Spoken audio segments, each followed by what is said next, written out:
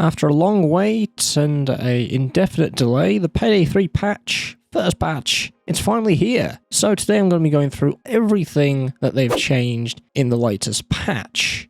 And it's a lot. So let's get started, shall we? But before I do, just note that these is going to be majority bug fixes and quality of life.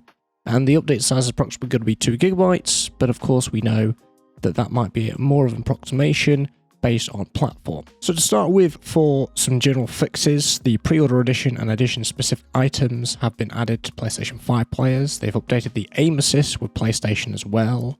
The last radio call will provide a warning before the alarm goes off. They've added a fix for the cleaning it out achievement to pop up when the criteria is met and now needs to be done on overkill. Fix issues with not gaining rush and unable to keybind some actions, saying keybinding, which is more in relation to the throw item and request overkill weapon keybinding specifically. Closing or opening doors will no longer push or move players in close proximity. They've fixed crashes in relation to answering radios, vaulting near the heist at the end as well. They've fixed players getting stuck in crouch when you've been playing with a high ping, and overkill weapons won't fall through vehicles now. The tutorial scroll box is now scrollable on the second time you open it. Multiple explosions won't crash your game no more, and closing the account trophy will unlock properly. You can mark people through windows now, and the DLSS won't crash you anymore. You no longer get stuck and not proceeding to menus after failing a heist. The placed AI bags will now have the correct rotation. You no longer crash when joining another player through socials. Social fixes, including the list not filling up and unable to matchmake. They fix an issue when joining a friend in the social menu when spamming the join button, and an issue on Xbox causing friends not to appear properly. And the Epic Games players can now change languages, and that was also a fix, as it prevented you to do so. They've also fixed some crashes to getting a random character when joining and related to the IP address. And they've patched the weapon XP exploit in 99 boxes. Now for more skills specific fixes, the manipulator basic skill will no longer cause an interaction interference when you do multiple interactions in a row. The battering ram skill can no longer be used to open the blue keyguard door, unlock the cradle, or open the front door and touch the sky. Now onto weapons. Knives can now be thrown through broken shield visors and can be picked up if your primary or secondary had full ammo, so that was a bit of a bug there. The vertical grip spawn point on the weapon PC9 has been adjusted, and they've moved the magazine release lever on the SA-A144, and they've also fixed an issue with a weapon recoil in lower FPS. As for enemies, dozers will be closer to the player when using their shotgun. Enemy flashbacks will have the flash effect be more consistent, and you can no longer open doors, leading to enemy spawn locations. As for the UI, there's quite a few things in here. They've added a keep display changes when changing resolution. They've fixed some typos and overlapping text. They've adjusted fonts in the settings menu. The description text size and skill lines have now been lowered. The favor awards has been added to the results screen, so you'll know what favors you've been rewarded. You can now review the EULA after creating accounts. Player names and infamy levels that aren't loading correctly and displaying the wrong information has been fixed. The translation issue with the whiskey bottle in Touch the Sky has also been fixed. They've added some icons for buff when buffs are blocked due to certain skills. The drop down for offline friends and social skill is now displayed. The camera shouldn't zoom out of the screen when inspecting an item from the vendors. The incorrect amount of remaining radio calls when a player joins on an ongoing heist is fixed. They've fixed the overlapping weapons and names for weapon mods more specifically. The player stats when your failed a heist is now displayed. A joining player's name is now displayed in chat, and they've added a button for the safe cracking minigame for cancelling. The phone hacking visualization should now always reach full when completing. They've also fixed locked story videos to properly reset color values when initiated. They've also fixed subtitles for story videos. They've fixed issues with the report player option and interacting with menus when the report text box was open. The TQ and HQ stock mod titles are now aligned to the loadout. Tool input is now shown as blocked when interacting with loot. The loadout selection bar has now been resized as well. As for audio fixes and alterations, sound will be playing when you've dropped a dead body on the ground. The sliding sound effects will stop when intended. They've added a sound effect for closed windows being destroyed. The cinematic audio volume is now also affected by master volume. They've removed the break sound effects from throwing knives, and they don't break when the retriever skill is equipped. They've fixed conversations between civs and employees. The shade voiceover will no longer play when players return to the main menu after cancelling matchmaking, and they've disabled the shade voiceover about file clues when the actual documents have already been picked up. They've improved opening crate sound effects. Wolf now whispers instead of screams for medic bags during stealth gameplay. They've fixed an issue with die packs and Civ cell phone ringtones that would loop. The eye scanner will now play the correct voiceover when the correct NPC is present. There's been some audio balancing for enemy voiceovers. They've added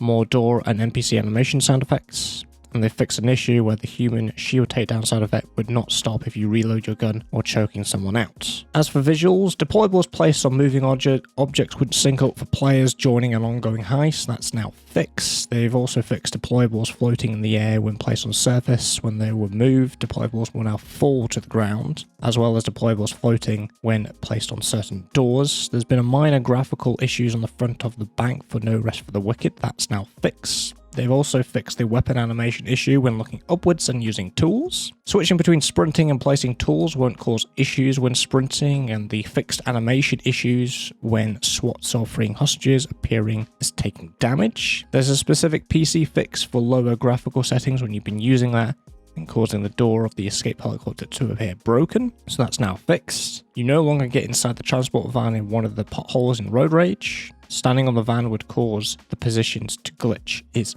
fixed. Realigning the Butcher's contractor image with the bottom of the screen. They fixed an animation issue when using the micro camera. The in-game heist info screen now scales properly across aspect ratios. They've adjusted the enemy sabotage animation, and they've optimized foliage LODs. As for heist, some general stuff first. Favors and difficulty are no longer visible in tutorials when holding tab, and the enter the workshop objective will now be disabled. Players secure maximum loot. As for specifically the Golden Shark heists, melee damage no longer affects environment details that should only take damage from explosions or gunfire, and players can't throw the zipline bag in the escape van no longer. As for No Rest for the Wicked, they've fixed missing collisions in a small area on the bank roof, and they've fixed a bug that led guards to sometimes walk through a closed door. The under the surface heist, they've removed an area that was tagged as public on the roof. They've added a missing out of bounds screen filter, and they've added a collision to block players from getting stuck behind a curtain. On 99 boxes, they've added a fix for the security door that was openable without a blue keycard. Players will no longer stutter when jumping and sprinting inside the truck, and they fixed an issue where AI crew could get stuck. For Touch the Sky, what they fixed is the deployables no longer disappear when they've thrown through vents. They've added a fix for cancelling sliding into the panic room's door, and they've also fixed the texture of the panic room door as well. They've fixed an issue where the loot bags would disappear when throwing them into a zip line, and they've added so the drill option appears during stealth. And where Mason gets poisoned despite not being delivered the poison drink, that's now been fixed as well. As for Road Rage, additional collision to prevent bags from being thrown outside of the playable area, as well as where bags will get stuck in the forklift, that's been fixed. They've disabled all interaction for placed planks once all four have been placed, and they've fixed an issue where the armored truck will get stuck before the ramp, and that's something I've recently experienced, so that's good that that's been fixed. And they've adjusted the ambush setup timer. As for Rock the Cradle, they've fixed a vent navigation issue, and on the overkill difficulty where the bouncer wouldn't let you proceed after showing him the VIP invitation, that's been fixed.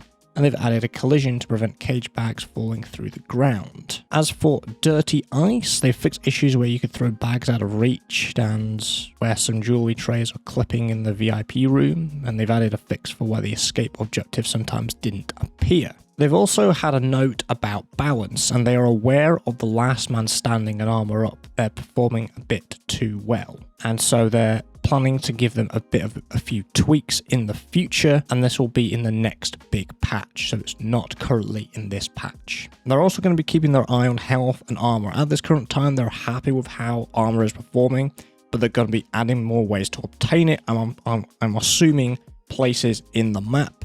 As we know, there are places where we can pick up health and ammo, but not armor, so I'm assuming that's what they're going to be adding in. As for health, they have mentioned that it's underperforming, and they will adjust as time goes on over several updates rather than just on one update. And finally, known issues. There's a couple of known issues that you might be aware of or might not be. So the challenge stuck at 1 out of 1 can now be unlocked by completing the challenge again or completing the highest difficulty challenge in the sequence. And the weapon charms and death wish reward from Payday 2 to Payday 3 cross promotion campaign haven't been properly granted, and that's going to get fixed next patch. And that is it. That is all the changes that they have done in Payday 3's first patch. I've got to say, that was a lot. That was a lot to go through. And that is going to do it for today's video. If you enjoyed the video and you found it helpful and like to see more content like this one, make sure you are subscribed. How are you finding Payday 3? How are you finding it post-patch? Is it better? Worse? And of course, if you need to report any bugs, you can do so on the Payday 3 website, just so the devs know exactly what to fix. And until the next video, I'll see you guys in the next one. Take care.